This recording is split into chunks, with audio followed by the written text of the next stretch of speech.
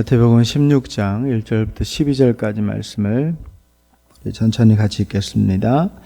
바리새인과 사두개인들이 와서 예수를 시험하여 하늘로부터 오는 표적 보이기를 청하니 예수께서 대답하여 이르시되 너희가 저녁에 하늘이 붉으면 날이 좋겠다 하고 아침에 하늘이 붉고 흐리면 오늘은 날이 굳겠다 하나니 너희가 날씨는 분간할 줄 알면서 시대의 표적은 분간할 수 없느냐. 악하고 음란한 세대가 표적을 구하나 요나의 표적밖에는 보여줄 표적이 없느니라 하시고 그들을 떠나가시니라. 제자들이 건너편으로 갈새 떡 가져가기를 잊었더니 예수께서 이르시되 삼가 바리새인과 사두개인의 누룩을 주의하라 하시니 제자들이 서로 의논하여 이르되 우리가 떡을 가져오지 아니하였도다 하거늘 예수께서 아시고 이르시되 믿음이 작은 자들아 어찌 떡이 없으므로 서로 의논하느냐. 너희가 아직도 깨닫지 못하느냐. 떡 5개로 5,000명을 먹이고 주은 것이 몇 바구니며 떡 7개로 4,000명을 먹이고 주은 것이 몇 광줄이었는지를 기억하지 못하느냐. 어찌 내 말한 것이 떡이 아닌 줄 깨닫지 못하느냐. 오직 바리새인과 사두개인들의 누룩을 주의하라 하시니 그제서야 제자들이 떡의 누룩이 아니요 바리새인과 사두개인들의 교훈을 삼가라고 말씀하신 줄을 깨달으니라. 아멘. 우리가 계속해서 마태복음 말씀을 읽고 있는데 바리새인과 사두개인들이 조금은 귀찮으다 싶을 정도로 예수님을 찾아옵니다. 오늘 우리가 읽었던 말씀 가운데에서는 찾아와서 하늘로부터 오는 표적을 보여달라라고 요청합니다. 앞선 12장에서도 바리새인들이 예수님께 동일한 표적을 구한 적이 있죠. 그때도 예수님은 같은 답을 하셨어요. 4절 악하고 음란한 세대가 표적을 구하나 요나의 표적밖에는 보여줄 표적이 없느니라 하시고 그들을 떠나가시니라. 두 번의 마태가 얘기하고 있는 두 번의 바리새인과 사두개인들의 표적 구함을 요청받았던 예수님께서는 분명히 하십니다. 표적이 중요한 게 아니다. 눈에 보이는 어떤 것이 중요한 것이 아니다. 단순하게 얘기하면 하나님은 눈에 보이시지 않는 분이시기 때문인 거죠. 우리가 들고 있는 구약과 신약을 통틀어 볼 때 바리새인과 사두개인들이 그렇게 요구하고 있는 눈에 보이는 표적이 가장 많았을 때는 언제인가 하면 출애굽 광야의 시대입니다. 애굽에서 모세를 통해 행하신 10가지 재앙으로 애굽 왕 바로의 거부에도 불구하고 이스라엘을 출애굽시키셨고 또 출애굽의 그 이후에서는 홍해의 기적으로 시작해서 구름 기둥과 불 기둥 또 만나와 배추락이 말로 닿을 수 없는 표적을 매일같이 그들에게 보여주셨고 이끄셨습니다. 그리고 이스라엘과 이방 사람들에게 분명히 하신 게 있죠. 하나님은 어떤 분이신가라고 하는 것을 그 역사와 표적을 통해서 분명히 보여주셨고 가르쳐 주십니다.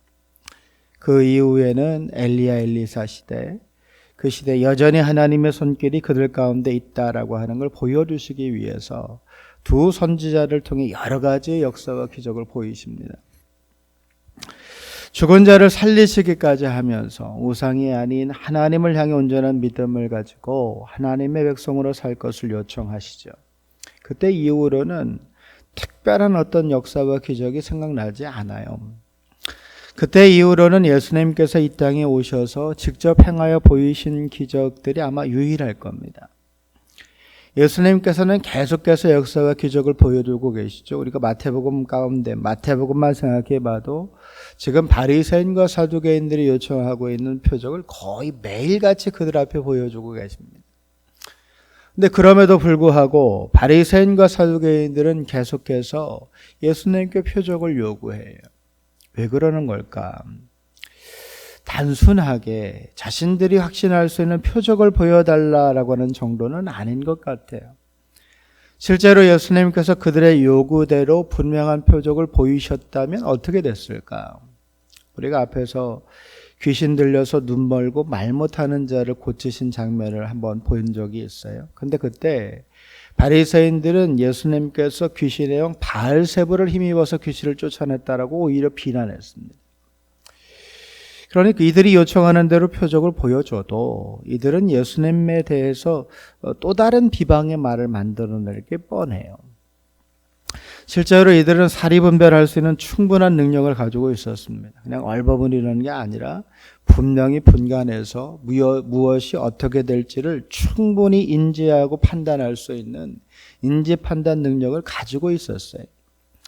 그러나 이들은 예수님을 향해서는 그들이 가진 능력을 사용하지를 않고 오히려 비방거리로 삼기 위해 모함하고 비난했습니다. 오늘 1절 말씀에도 보면 이들이 찾아온 이유가 시험하여, 예수님을 시험하기 위해 찾아온 거라고 볼 수 있어요. 이것은 예수님을 어떤 대상으로 판단하고 있는지를, 이들이 스스로 예수님을 어떻게 바라보고 있는지를 아주 여실하게 보여주는 증거인 거죠. 바리새인과 사두개인들은 예수님을 자신들의 주적으로 생각했습니다. 세례 요한은 그들이 가진 어떤 신앙적 태도를 비난하는 정도에서 멈췄다면, 예수님께서는 사람들에게 천국에 대한 복음을 전파하시면서 하나님 나라에 대한 그러한 합당한 신앙인의 삶에 대해서 말씀하셨어요.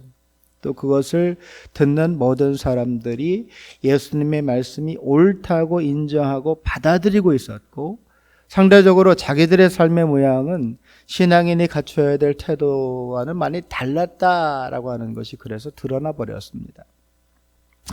예수님 나타나시기 전까지는 바리새인과 사두개인들의 세상이었어요. 이것이 곧 그 시대 신앙인의 기준이 되었고, 또 이들의 말과 행동이 뭇 이스라엘 백성의 신앙에 따름의 기준이 되었습니다. 아마 이런 모습 속에서 바리새인과 사두개인들 대제사장들이 예수님을 따라다니고 있는지도 몰라요. 말하는 것과 행동하는 것이 다른 것을 찾기 위해서, 말뿐이라는 말을 하고 싶은데 그래서 그 근거를 얻기 위해서 예수님의 뒤를 졸졸졸졸 쫓아다니고 있는 거예요. 그런데 예수님께서는 흠이 없으시죠. 말씀하신 대로 사실 뿐 아니라 아직 말씀하지 않으신 것까지도 먼저 삶의 모양을 통해서 실천하며 사십니다. 흠을 잡고 싶은데 흠을 잡을 수가 없어서 계속해서 요청하는 게 바로 표적이에요. 말 그대로 구세주라면, 이 땅에 오신 하나님의 아들이라면 얼마든지 눈에 보이는 표적을 만들 수 있을 테고, 그것으로 자신이 누구인지를 증명할 수 있을 것 같은데 그렇게 해보라고 요구하는 거예요. 그러나 사람의 중심을 보시는 예수님께서는 그들의 악의를 아시니까 그들에게 표적을 보여주지를 않으십니다. 오히려 그들이 지금 잘못 구하고 있음을 질책하시죠. 4절 말씀을 보면 악하고 음란한 세대가 표적을 구하나, 그들을 향해서 아주 직접적으로 그들의 태도를 보시고 그들의 중심을 질책하시는 악하고 음란한 세대예요. 자기의 판단을 우선해서 모든 것의 옳고 그름을 따지는, 그리고 그것으로 자신의 의로움을 자랑하려고 하는 인간적인 마음을 질책하십니다.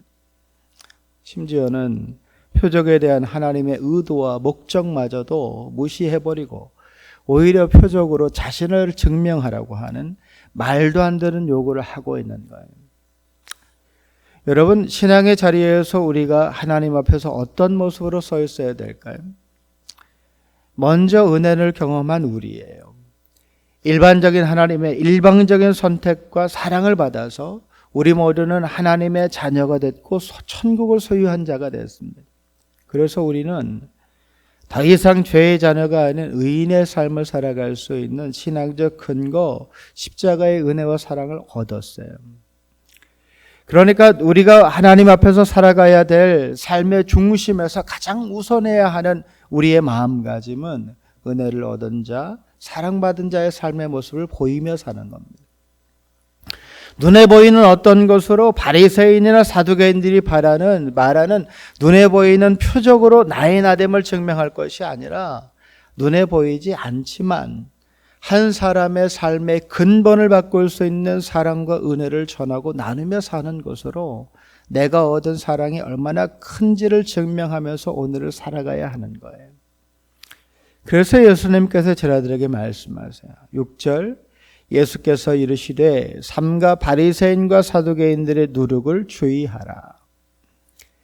예수님의 말씀을 들었지만 삼가 바리새인과 사두개인들의 누룩을 주의하라. 그 예수님의 말씀을 들었지만 아직까지 이 예수님의 12제자의 중심도 바리새인과 사두개인들과 크게 다르지를 않아요. 그래서 예수님의 말씀을 알아듣지 못합니다.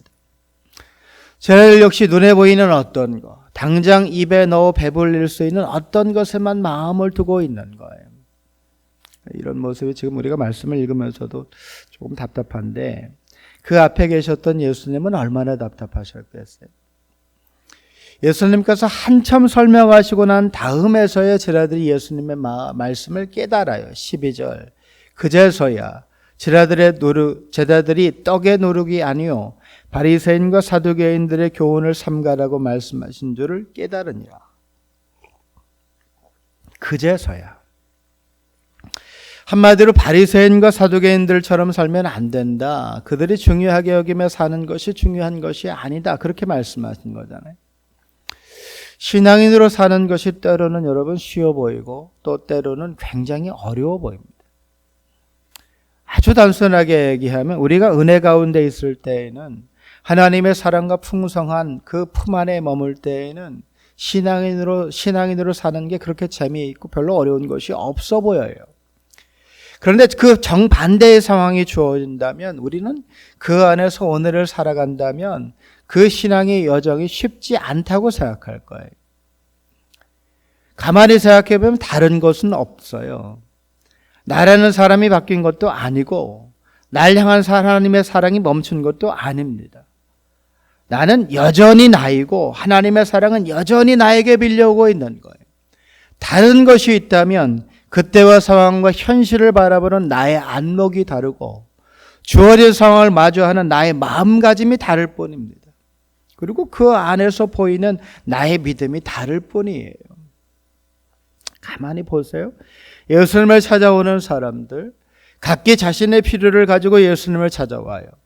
그런데 그 가운데에는 바리새인과 사두개인들과는 전혀 다르게 예수님께서 반드시 자신이 가진 문제를 해결해 주실 것이라는 믿음과 누구에게도 뒤지지 않는 바른 중심을 가지고 나오는 이들도 있어요.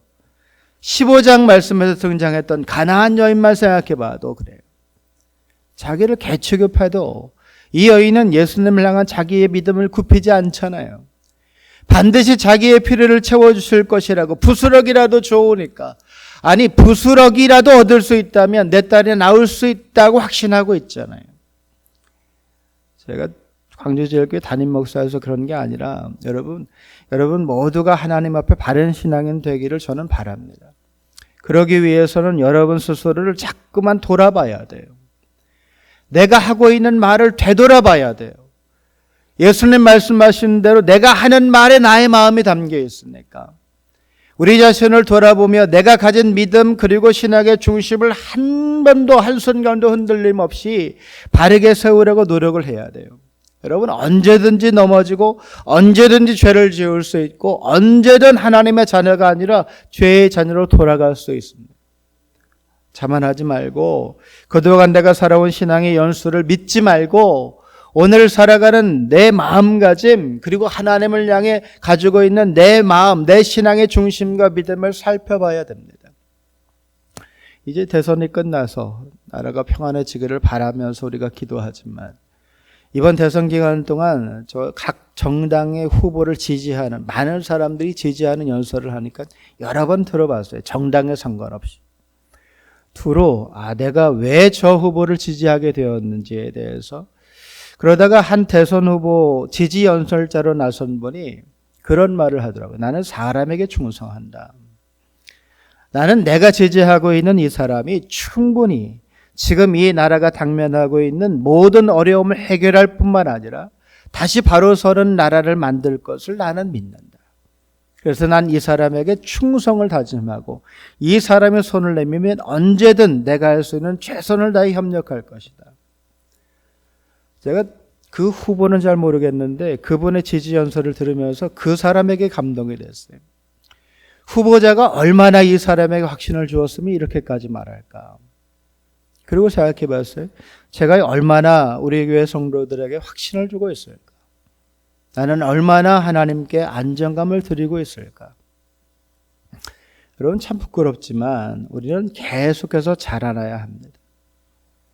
우리가 가진 신앙도 자라나야 하고 그래서 더욱 배워야 하고 말씀 앞에 날 끌어다 앉히고 하기 싫어도 힘들어서 하고 싶지 않아도 자꾸만 구하며 기도해야 돼요.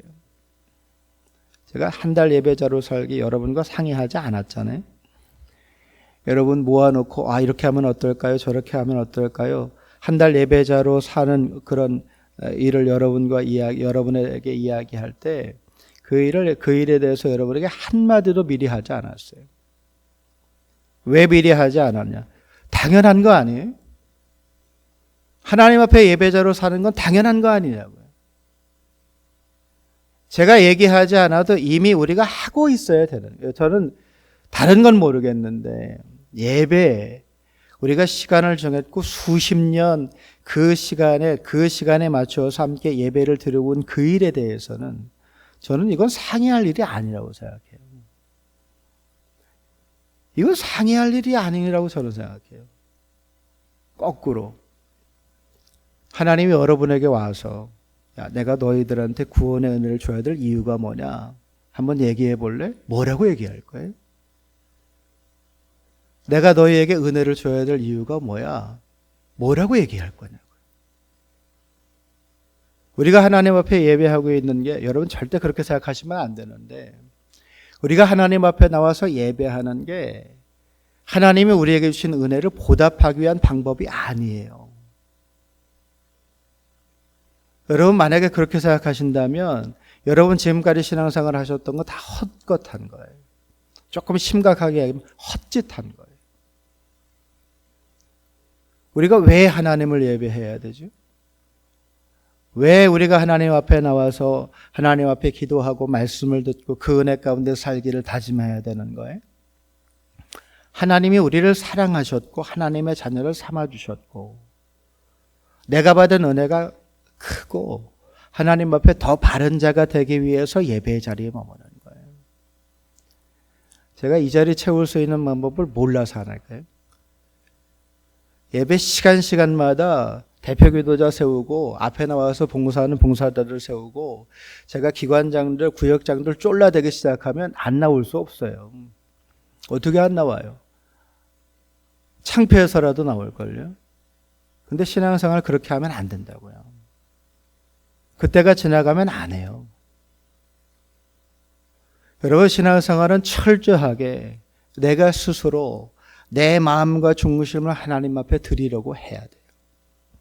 누가 등 떠밀어서 여러분은 신앙생활을 하게 하는 거 아니에요. 하나님이 여러분에게 막 등 떠밀어서 은혜를 주세요. 야 이것도 한번 받아볼래? 저것도 한번 받을래? 그러세요? 안 그러신다고요. 내가 은혜를 구하고 내가 하나님 앞에 나와서 내 마음을 드릴 수 있어야 하나님의 은혜가 매일 나의 은혜가 되는 거예요. 제가 우리 교회 형편과 사정을 생각해 보면 한 달 예배자로 살기 쉽지 않을 거라고 충분히 생각해요. 다 멀리 계시니까. 다 이해가 돼요. 이해도 되고, 그럴 수 있지라고 하는 이해도 되고. 그런데 앞으로의 우리의 상황을 생각해 보면 누구든지 막 다 그렇게 얘기하잖아요. 하나님의 은혜가 없으면 우리가 이만큼 할 수 있겠느냐. 다 그렇게 얘기하는데 말만 그렇게 하는 것 같아서 그게 싫은 거예요, 저는. 여러분 오늘 하루 살아가시면서 여러분 스스로 한번 결정해 보세요. 내가 하나님 앞에 어떤 사람으로 지금 서 있을까? 내 주변에 나와 함께하고 있는 신앙생활을 하고 있는 그 믿음의 사람들에게 나는 어떤 사람으로 보여지고 있을까? 이웃들은 내가 하고 있는 신앙생활을 어떻게 볼까?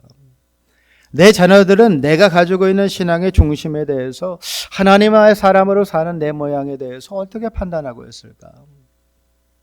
여러분 가만히 생각해 보세요. 그러면 제가 이렇게 얘기하면 좀 그렇지만 두려워서라도 더 하나님 앞에 기도하고 창피해서라도 더 하나님 앞에 나올 거예요.